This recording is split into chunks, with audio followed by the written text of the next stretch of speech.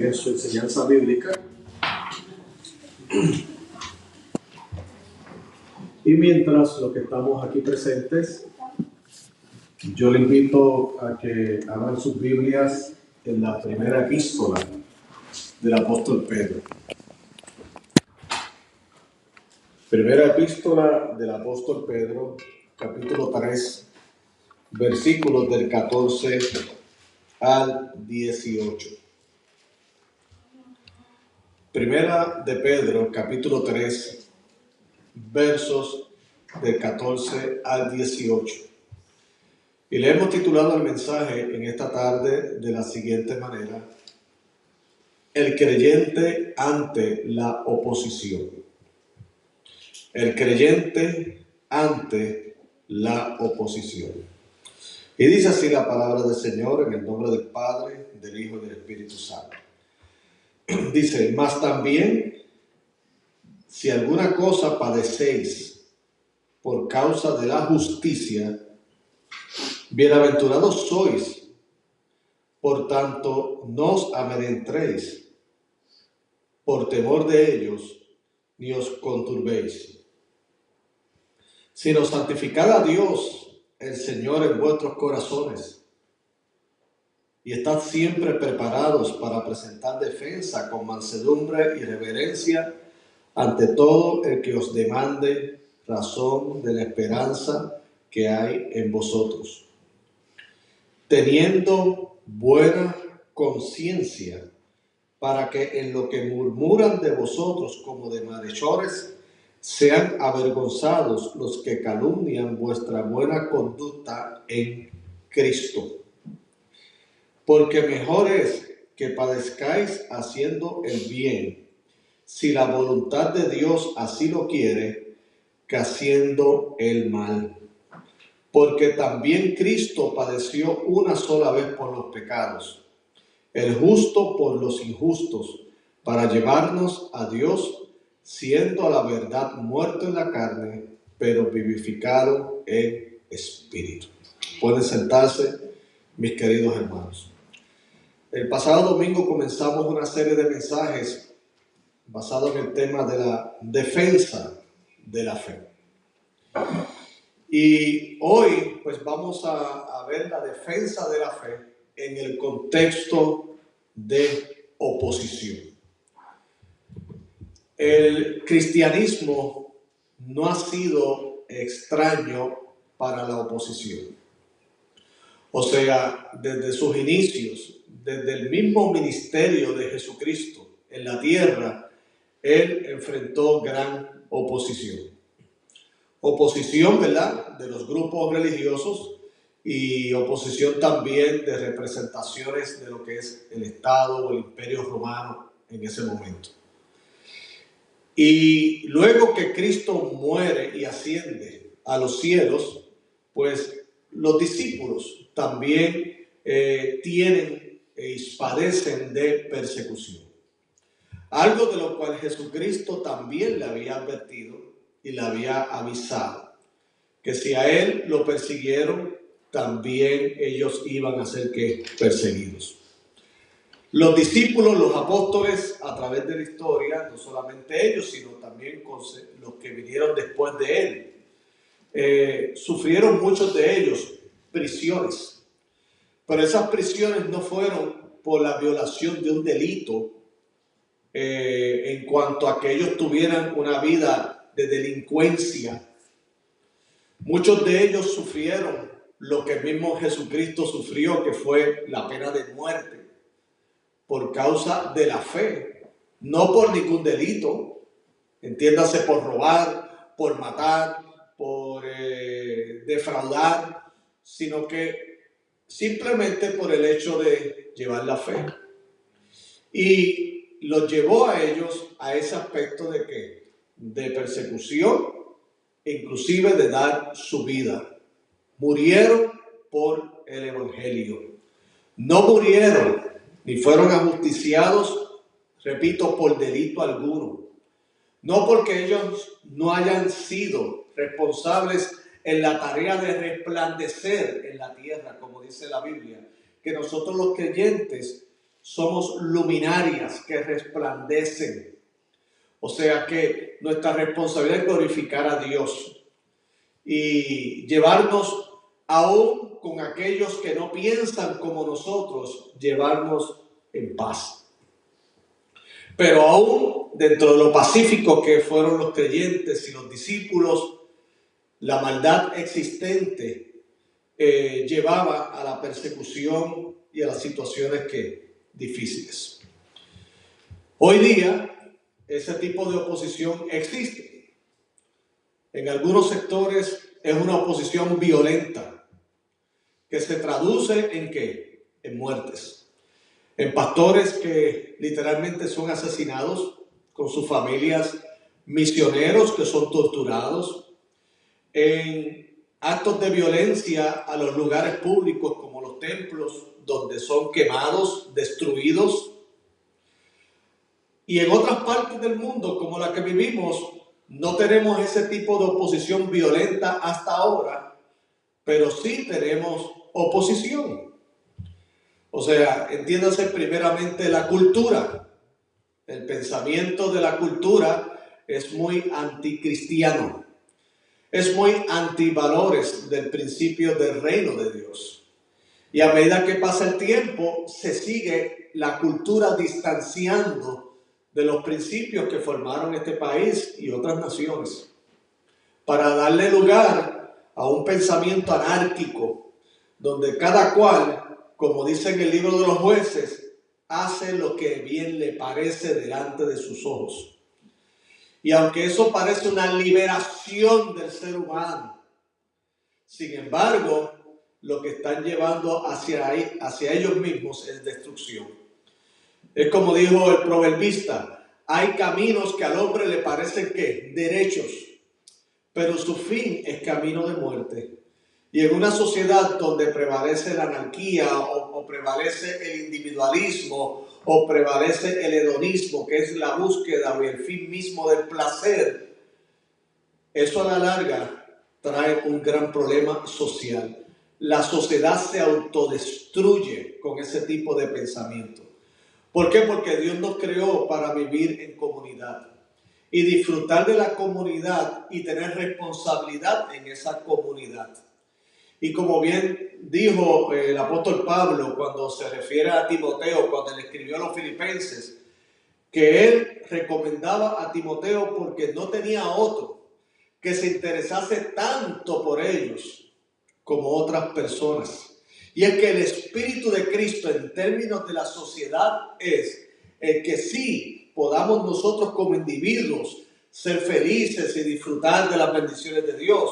Pero dentro de ese disfrute está el compañerismo social.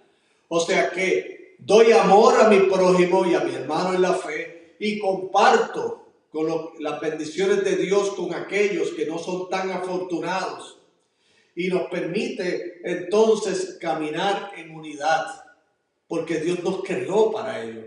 Pero el pecado hace esa separación y el hombre en cada momento, en cada tiempo sigue avanzando hacia su destrucción. Ahora, en ese contexto cultural, el mensaje del cristiano y del cristianismo viene a ser ofensivo.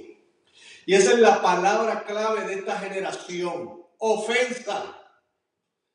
Vivimos en una generación que no solo yo, sino muchos, no solamente en el evangelicalismo, sino también fuera del evangelio, han descrito como una sociedad de cristal.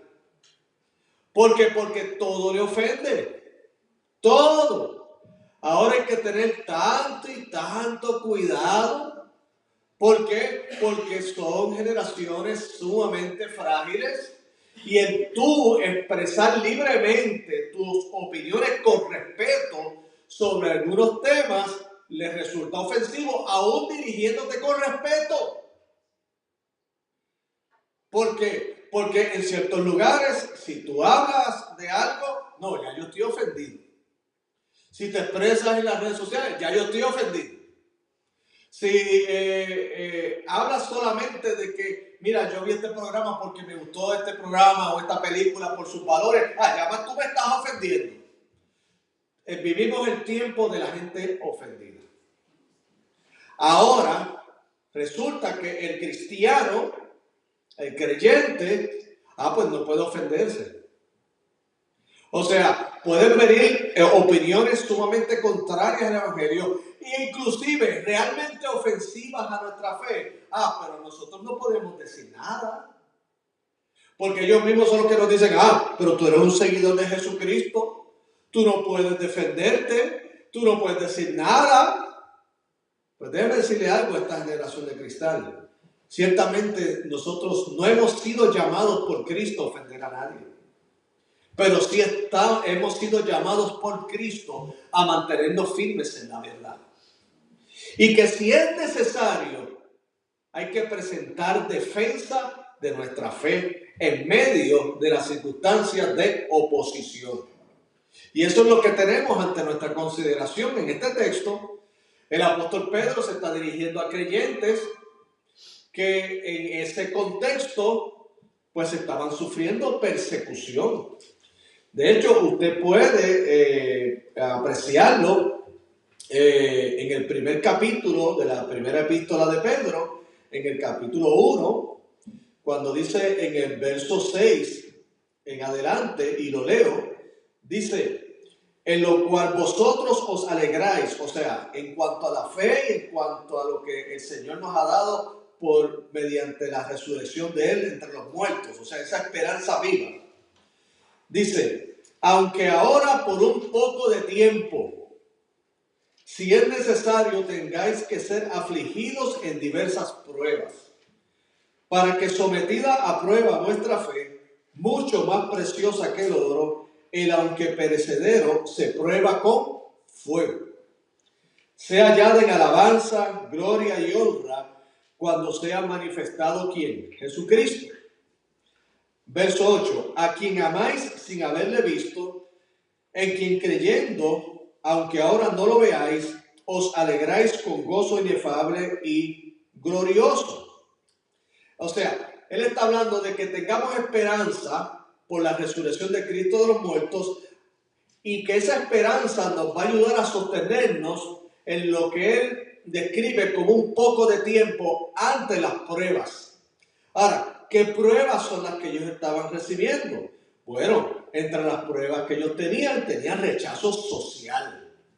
O sea, en el contexto de la primera epístola del apóstol Pedro, los creyentes estaban recibiendo rechazo social.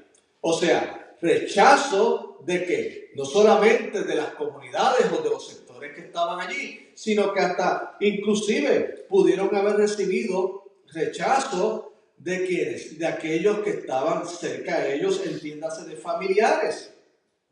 Rechazo, ¿por qué? Por cuestión de la vida que ellos llevaban. Por ejemplo, en el capítulo 2, verso 11, dice de la siguiente manera, estoy en segunda de Pedro, dice, amados, yo os ruego como extranjeros y peregrinos, y mira esta expresión, él está diciendo, mire, ustedes están en la tierra, pero como creyentes nosotros no pertenecemos aquí. Nuestra ciudadanía está en los cielos. Y tenemos que vernos que nosotros estamos aquí de pasada. O sea, estamos por un tiempo, en este tiempo pues lo vivimos para glorificar a Dios, para hacer el bien, para soportar las situaciones que puedan venir, porque nuestra esperanza es que lo que venga es que nuestra ciudadanía, que está en los cielos, ese es nuestro lugar. Y dice que mientras vivimos como extranjeros y peregrinos, no os abstengáis de los deseos carnales que batallan contra el alma. Verso 12 dice, y escuche bien, manteniendo vuestra manera de vivir entre los gentiles, nuestra buena manera de vivir, para que en lo que murmuran de vosotros como de malhechores, glorifiquen a Dios en el día de la visitación al considerar vuestras buenas obras. Y en el verso 15 de ese mismo capítulo 2 dice, Porque esta es la voluntad de Dios, que haciendo bien hagáis callar la ignorancia de los hombres insensatos. O sea, en ese tiempo la gran oposición y el gran efecto que tenían ellos era el rechazo. Segundo es el aspecto de la difamación. Algunos, y eso ocurrió mucho en el primer siglo, comenzaron a crear historias acerca de los cristianos. Algunos los veían como un grupo sectario completamente desordenado. Específicamente los judíos los veían de esa manera, puesto que ellos en su mensaje estaban exaltando a Cristo como aquel que es la salvación y el cumplimiento de toda ley. Para ellos esto era controversial. Y como sucede, mi hermano, esto ha sucedido desde que los tiempos son tiempos. Cuando hay personas que difieren de tus ideas, comienzan a atacar tu persona. Entonces comenzaron a decir que los creyentes inclusive practicaban canibalismo en ese tiempo. Porque como citaban de las palabras de Jesucristo, que él dijo que el que come vuestra carne y bebe mi sangre, pues lo interpretaron literal y decían, no, estos cristianos son unos caníbales. Estos cristianos sacrifican niños. Cosas que todas eran completamente falsas. Y como ocurrió en el caso del libro del profeta Daniel, que Daniel era un hombre de mucha integridad, un hombre irreprensible, y cuando los sátrapas y todas aquellas personas lo vieron y le envidiaron su conducta y le envidiaron su éxito, pues trataron de buscar algo, trataron de buscar algún defecto. ¿Y qué ocurrió? No encontraron nada, pues entonces se fueron en la estrategia de llevar y convencer al rey a hacer un edicto para prohibir la oración. Porque sabían que Daniel era un hombre consagrado a Dios y que la oración era algo que él no iba a negociar, él no iba a claudicar en ello. ¿Permitiría que cambiasen el nombre de ellos cuando llegaron a Babilonia? Sí. Hizo ciertas concesiones, pero en lo que tenía que ver con participar de lo que era el alimento al rey, que tenía que ver con comida sacrificada a los ídolos, eso no. Y en cuanto a lo que tenía que ver en este contexto allí, en dejar de orar, eso no. Porque hay puntos que nosotros como creyentes nos mantenemos firmes. Pero ¿qué ocurrió? Ellos tramaron contra él. Y hoy día, mis queridos hermanos, cuando no pueden encontrar nada en cuanto a tu testimonio, a tu moralidad, en cuanto a tu integridad, quiero que sepas que los enemigos de la fe buscarán y rebuscarán para encontrar algo contra ti. Eso es una actitud política.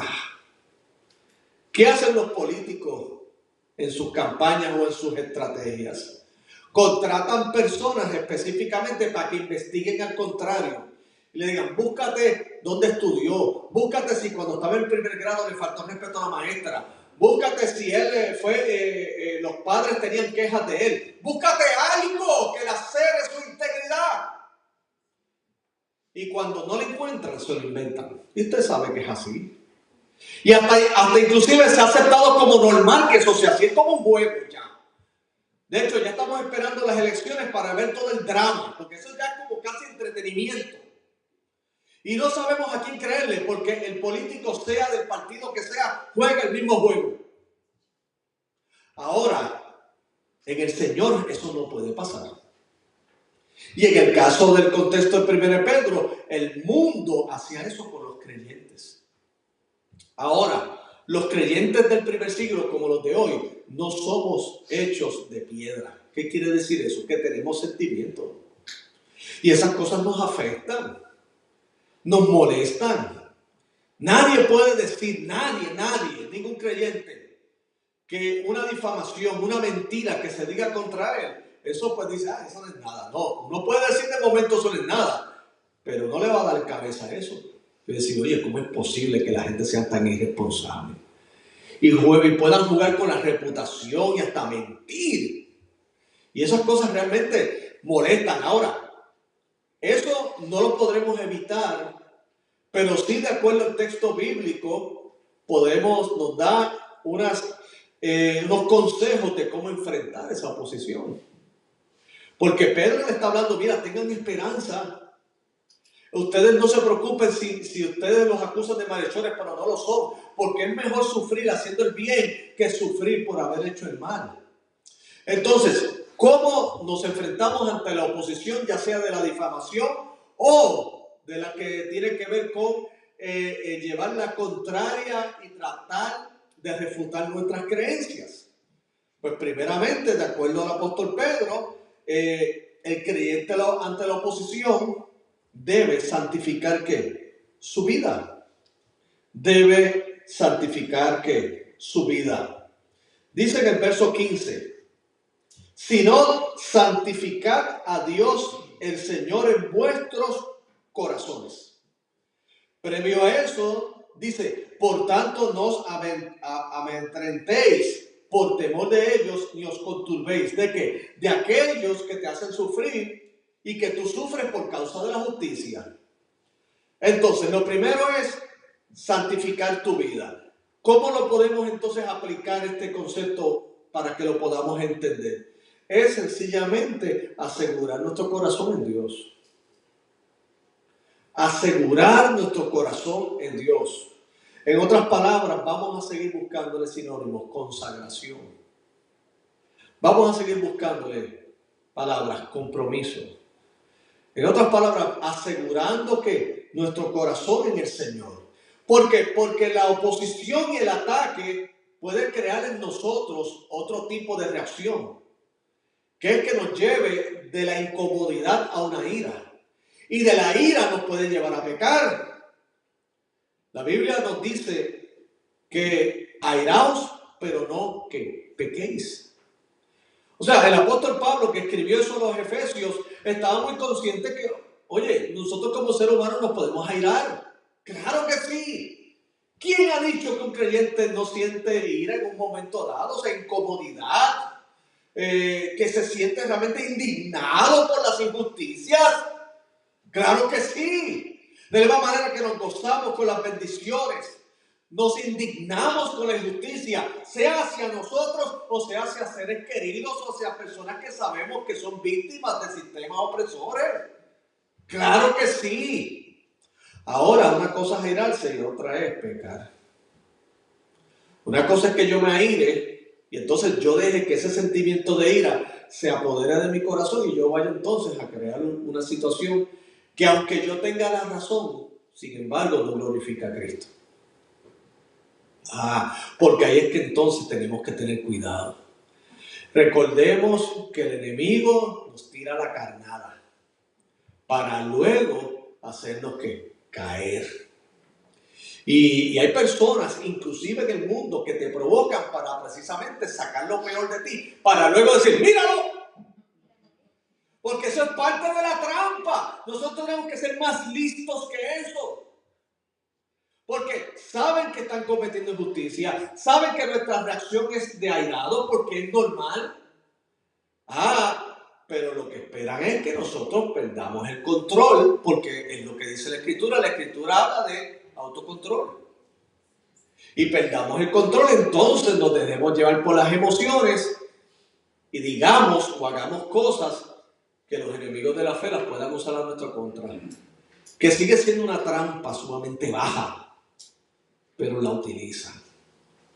De allí que entonces Pedro podemos inferir que está diciendo, miren, ustedes reciben oposición, ustedes reciben todo ese tipo de injusticias, pero saben que santifiquen a Dios, el Señor en vuestros corazones.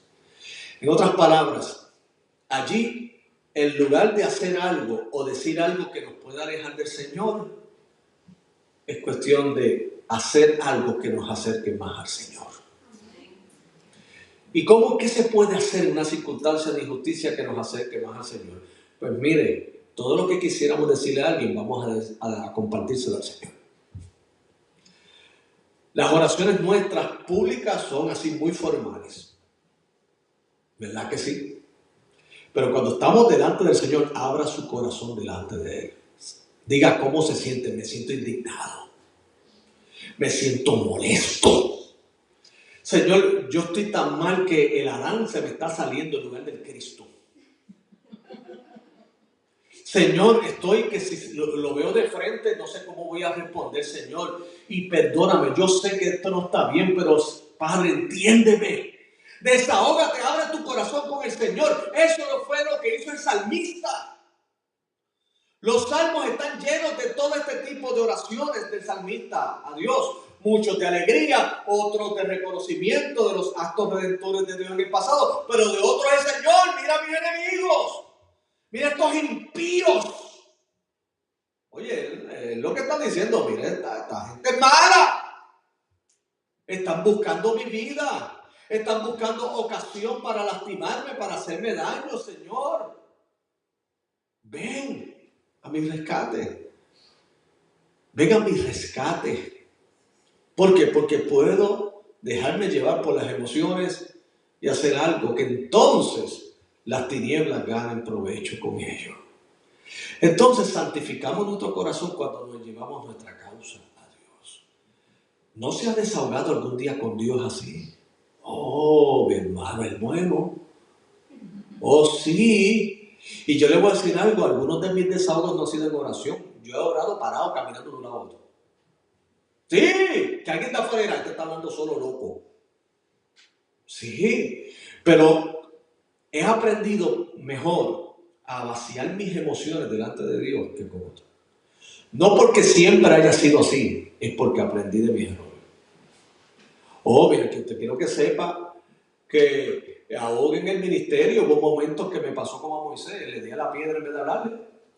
Sí, porque hermano, hay gente que te saca. Hermano, hay gente que te saca.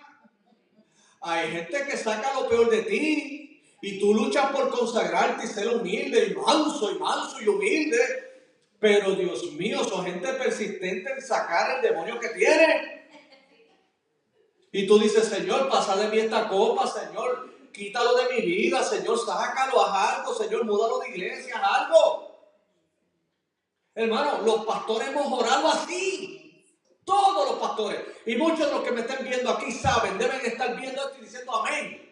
O en su casa o en su mente. Porque saben que estoy diciendo algo que es verdad. Porque hemos llegado a nuestras casas y decir: Dios mío, pero este va a seguir. Dios mío, este es un aguijón. Ay, Señor, prepara un rapto para él. Llévatelo, Señor. No pasa. Mi franqueza a muchos les es ofensiva, pero saben que todos se pueden identificar con lo que estoy diciendo. No hay uno solo. Y le aseguro que no hay un solo pastor en esta tierra que me escuche que pueda decir: no, a mí nunca me ha pasado, porque te voy a decir mentiroso. Sabes que te ha pasado. Pero ¿qué ocurre? Luego decimos: no, pero es que yo no puedo hacer esto porque yo me debo al Cristo. Yo me debo al Evangelio. Yo quisiera decirle tantas cosas, pero Señor, ayúdame. Y uno está en una batalla de oración de: Dios, dame las palabras correctas, Señor. Dame sabiduría para manejar esto, pero sobre todo dame tranquilidad. ¿Y saben algo? Dios le ha dado. Dios le ha dado. Le ha enfriado la cabeza a uno. Y uno hace: estoy nuevo. Porque cuando nos acercamos a Dios, no solamente en oración para pedir cosas necesarias, no solamente para solicitar salud si estamos enfermos, no es solamente para agradecer a Dios las bendiciones, también para desahogarnos con Él. Y le voy a decir algo. El mismo Pedro dijo: echa sobre Jehová tu carga. Y carga no es solamente tus problemas, porque una carga es hasta esa molestia, esa incomodidad de gente que es injusta contigo. Pero ¿saben qué dice la Escritura? Mía es la venganza, yo pagaré, dice el Señor. Un consejo que me dio mi pastor, él me dijo: Carlos, nunca te defiendas, deja que Dios saque la cara por ti. Si tú estás claro en tu conciencia de que todo lo que están diciendo es mentira, tú no te defiendas, deja que el Señor saque la cara por ti, y lo va a hacer. Y le voy a decir algo: es el consejo de un hombre de más de 50 años en el ministerio y tiene la razón. Me dijo, ahora si lo hiciste tienes que pedir perdón. Ahora, no lo hiciste. No, todo eso es mentira. No pierdas el tiempo defendiéndote. Porque para el que te conoce tú no te tienes que defender. El que te conoce sabe quién tú eres y no tiene que... Ahora, el que tiene algo contra ti, por más que te defiendas, hasta defendiéndote, para él lo estás haciendo mal. Así que no digas nada. Porque hasta tu silencio le va a molestar. Mira, ves que no le importa. No ha dicho nada. Eso es que está tapando algo. Hermano, hay gente que va a hablar siempre. Porque están llenos de amargura. Están llenos están hartos de la vida. No son felices. Tienen celo, tienen envidia, tienen tantas cosas. O sencillamente que lo que tú y yo representamos, que es Cristo, les molesta, les incomoda. No eres tú el que les incomoda, es lo que tú representas. Pues entonces uno se le entrega al Señor. Entonces, ese momento debe ser una oportunidad para consagrarnos más al Señor. Santificar a Dios el Señor en vuestros corazones. Lo segundo, ante la oposición, presentar defensa de tu fe. Hay momentos, mire, en Eclesiastés dice que todo tiene que su tiempo. Tiempo para llorar, tiempo para reír. Y yo le añado a eso, tiempo para estar callado y tiempo para defenderse. En el sentido de la fe, no de mí, de la fe. Dice aquí, y estad siempre preparados para presentar defensa con mansedumbre y reverencia ante todo el que os demande razón de la esperanza que hay en vosotros. O sea, cuando se está tergiversando el mensaje, cuando se está llevando una imagen equivocada de lo que es Jesucristo en cuanto a su persona y su obra, en cuanto están diciendo cosas acerca del Evangelio y reduciendo el Evangelio a un mensaje meramente humano y no divino, pues hay momentos, hermanos, que hay que presentar defensa. Hay momentos que sí. No porque Dios mismo necesite la defensa, sino porque, como dice la Escritura, es necesario por causa de los que son ignorantes o por los que son obstinados y quieren hacer daño, taparles la boca, como dijo Pablo a Tito. Que dijo, a esos cretenses es necesario, a algunos de ellos, taparles la boca. Aquellos que son de la ley, aquellos que están tergiversando la gracia de Dios, aquellos que están cambiando el mensaje de Cristo. Nosotros tenemos que presentarle que defensa de nuestra fe. Ahora, esa defensa va acompañada de la actitud de Cristo. ¿Cuál es? Mansedumbre y reverencia. O sea, nuestra defensa va con respeto. Nuestra defensa es un mensaje sólido, muy articulado, muy lógico, muy evidenciado, pero que vaya a la altura del que nos llamó, con reverencia y con respeto. Si ellos pierden la tabla, eso es problema de ellos. Nosotros nos mantenemos con mansedumbre y reverencia de nuestra fe. Porque le voy a decir algo, últimamente se les está yendo mucho la mano a los que no conocen a Cristo. Entiéndase en cuanto a las objeciones de la fe. Aquí ya lo que está en juego, mis queridos hermanos, es el bien de las próximas generaciones. O sea, nosotros como creyentes y más como iglesia, nosotros no solamente podemos pensar en hoy, sino que tenemos que pensar en los que vienen detrás de nosotros. Y entre esos están sus hijos pequeños. En eso están también familiares y los que serán sus nietos, que todavía usted no sabe cuándo serán y quiénes son. Y toda la sociedad como tal. Aquí se está dando una batalla en el campo de las ideas. Y hay algo que se llama la apologética, que es la defensa de la fe. Y yo le exhorto, hermanos, que en la medida en que usted así pueda, saque tiempo para aprender y profundizar más en su fe. Primeramente, para que usted se edifique y crezca y madure. Y segundo, para que cuando venga la ocasión, presente defensa de lo que usted cree. Porque estamos en un momento donde ya no se respeta lo sagrado. Antes, 30, 40 años atrás, aún los que no creían, respetaban. Yo lo recuerdo. Respetaban y decían, no, ese está en la religión, tranquilo. No se acuerda, esa era la expresión. Ese está en la religión. O no, mira, él va el domingo a la iglesia, tranquilo. Y respetaban. Ahora no, ahora se burlan. Ahora no, ahora blasfeman abiertamente acerca de Cristo. Pero yo no me puedo ofender. Pero si yo le digo que yo no estoy de acuerdo con todas las cosas que ellos dicen, ellos están ofendidos y se van a una esquina a llorar. Oye, pero ¿cómo es eso? Lo que es igual no es ventaja. Pero ¿saben qué? Nosotros presentaremos defensa de ¿qué? De la fe. Porque primeramente presentando defensa de la fe, guardamos nuestro corazón del error. Y segundo, vamos a ayudar a otros a comprender a Cristo. Porque le voy a decir, lo que hoy día se presenta en muchos foros como la gran lógica de no creer en Cristo son cosas absurdas. Lo que pasa es que como buscan palabras de diccionario, pues la gente que los escucha dice, pues es bien inteligente. Bien inteligente. Oye, es brillante. Hermano, si usted hace una rúbrica, o sea, ¿cómo evaluar? Usted dice, a la verdad que con expresión y retórica a esa persona le doy un 10. ¿Verdad? En la manera en que se dirige a las personas, en contenido cero, no sabe de lo que está hablando. Y déjame decirle que hay mucha gente que no sabe de lo que está hablando, pero habla como si se creyese. O sea, él mismo no se cree lo que está diciendo, pero él quiere que tú te convenzas que él sabe de lo que está hablando para que te impresiones con él, pero a fin de cuentas no sabe de lo que está diciendo. ¿Viste lo que dije? Así, tipo Cantinflas. Pero no saben de lo que están hablando. Pero ahora todo el mundo es teólogo, ahora todo el mundo es político, ahora todo el mundo es sociólogo, ahora todo el mundo es científico. Todo el mundo da opiniones de cosas que no sabe. Entonces, en cuanto a la religión y la teología, no son pocos que han dicho, no, Jesucristo no existió. Y yo digo, dame la evidencia de eso.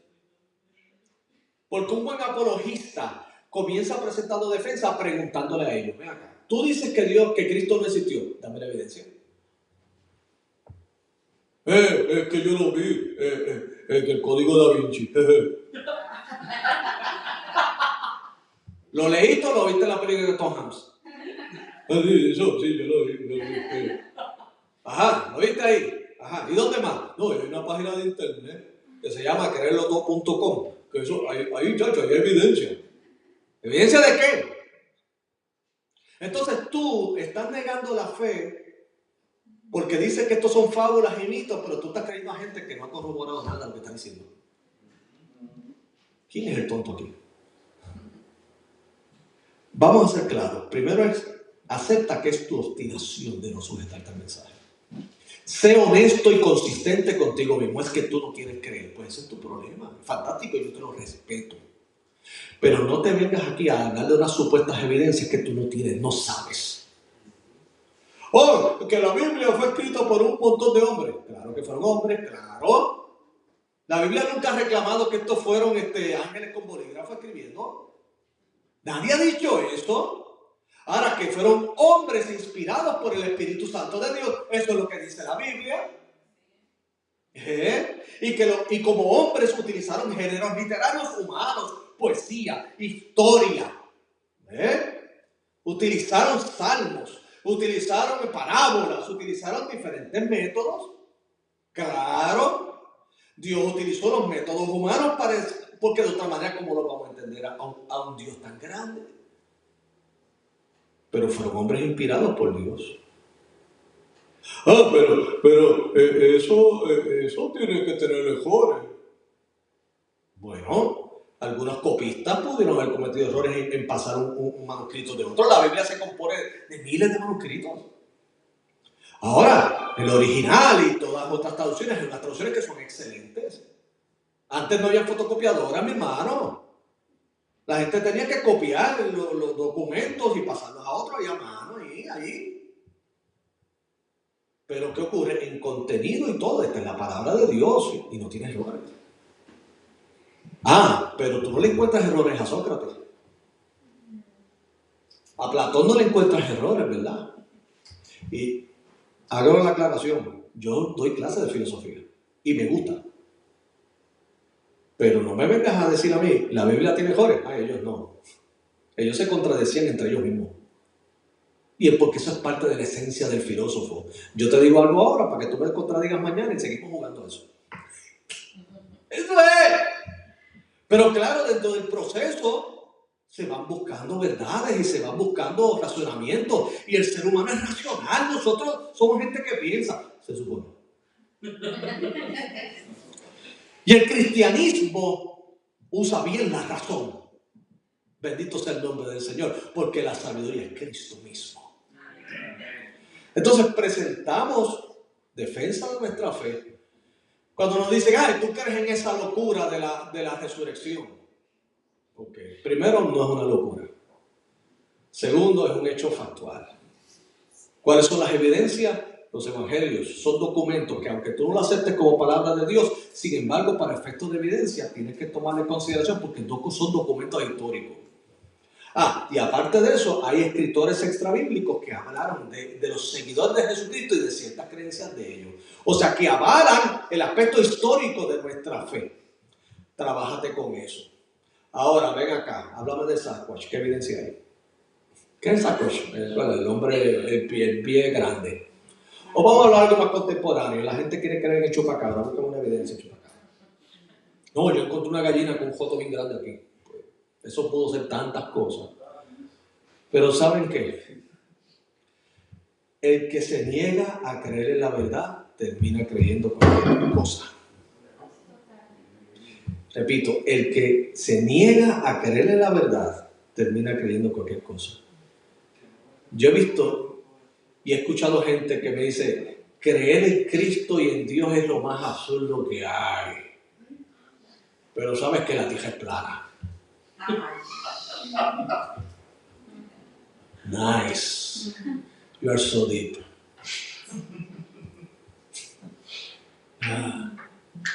No, porque eso fue una conspiración de... y la luna es de queso. Pues precisamente la luna no existe. Ellos no llegaron a la luna. Tampoco ellos llegaron a la luna. Ok. Lo que le quiero decir con esto es que muchos se jactan de una alta intelectualidad y de un pensamiento muy, muy crítico y muy único, pero cuando rechazan la verdad, terminan creyendo cosas que ellos mismos no pueden probar. Entonces, ¿decimos esto para humillar a nuestros oponentes? No. Yo te estoy presentando defensa de mi fe. Con mansedumbre, con reverencia y con la evidencia que nos acompaña para la gloria de Dios. Entonces, ante la oposición, santifica tu vida. Ante la oposición, presenta defensa de tu fe. No de ti, de tu fe. Y lo último es, ante la oposición, sigue dando buen testimonio. Sigue dando buen testimonio. Dice aquí en el capítulo 3, en lo que leímos, dice, teniendo buena conciencia, para que en lo que murmuran de vosotros como de malhechores, sean avergonzados los que calumnian vuestra buena conducta en Cristo. Ellos podrán decir lo que sea, pero tus acciones a la larga hablarán. La Biblia dice que Abel, aún después de muerto, sus obras seguían hablando. ¿Qué quiere decir eso? Que el ejemplo que dejó Abel de darle lo mejor a Dios siguió y continúa. Bendito sea su nombre. Y Caín quedó en la historia como un envidioso homicida. Dice, sean avergonzados los que calumnian vuestra buena conducta en el Señor. Y termino como dice en el capítulo 4, verso 4. Dice, a estos, o sea, a los que se oponen, a los que se burlan de la fe, les parece cosa extraña que vosotros no corráis con ellos en el mismo desenfreno de disolución y os ultrajan. O sea, a ellos les parece extraño que usted no siga caminando como está todo el mundo, como camina Vicente. ¿Y como camina Vicente? Donde va toda la gente. ¿Ve? Entonces a ellos les parece extraño que un hombre el viernes quiera pasar el tiempo con su familia por la noche en lugar de irse a una barra a intoxicarse el cuerpo. y a competir en quién da la mentira más grande. Porque los hombres no son chismosos, pero son embusteros. Con 2 palos encima, como dicen en Puerto Rico. Eso. No, exagerado, ¿verdad que sí? Ok, exagerado, gracias, hermano. O sea, ellos, Dios, búscalo, con 2 o 3 tragos, muchachos. Resulta que no tenían una novia, tenían 200 en su país. En su trabajo todo gira en torno a ellos. O sea, eso es exagerado. Sí, somos los hombres también. Okay. Entonces dice, pues entonces les parece cosa extraña que tu lugar de estar allí, pues te gusta estar con tu esposa y con tus hijos el viernes por la noche. Y dice, y hasta comienzan a burlarse, dicen, mira, tu esposa te tiene puesto en el baúl. Mira, tú eres el que manda en tu casa, tú estás sometido a ella. Lo que pasa es que tú no te atreves a venir aquí porque ella es la que manda. Pisado. Te tienen pisado. ¿Sabes qué? Las palabras se las lleva ¿qué? El viento. Mi masculinidad yo no la pruebo como la gente la quiere que yo la pruebe. Yo lo hago para la gloria de ¿qué? De Dios. Y disfruto cómo usamos el tiempo. Dice, ellos les parece cosa extraña, pero dice en el verso 5, pero ellos darán cuenta al que está preparado para juzgar a los vivos y a los muertos. En otras palabras, mis queridos hermanos, no le importa lo que yo diga. Usted siga haciendo el bien. Porque llegará el momento que ellos necesitarán consuelo y no lo van a buscar con el que se intoxica con ellos. Lo va a buscar de usted. ¿Y sabes qué vamos a hacer nosotros? Se lo vamos a dar en el nombre del Señor. Amor. Y les vamos a recibir como Cristo nos recibió a nosotros. Y van a necesitar un consejo y se lo vamos a dar. No basado en que nosotros somos la estrella, sino porque la estrella nos alumbró a nosotros. Amén. Entonces, allí es que glorificamos al Padre. El creyente ante la oposición se santifica. Ante la oposición presenta defensa de la fe y ante la oposición que da testimonio para glorificar a Dios. Bendito sea el nombre de Él. Vamos a orar. Padre, gracias te damos en esta tarde y gracias Dios por la presencia de mis hermanos y hermanas en Cristo. Te pido, Padre, que en nombre de Jesús que les bendigas y que nos bendigas como iglesia. Y te presentamos en este momento, Padre, a aquellos hermanos que están quebrantados de salud, en especial nuestra querida hermana María.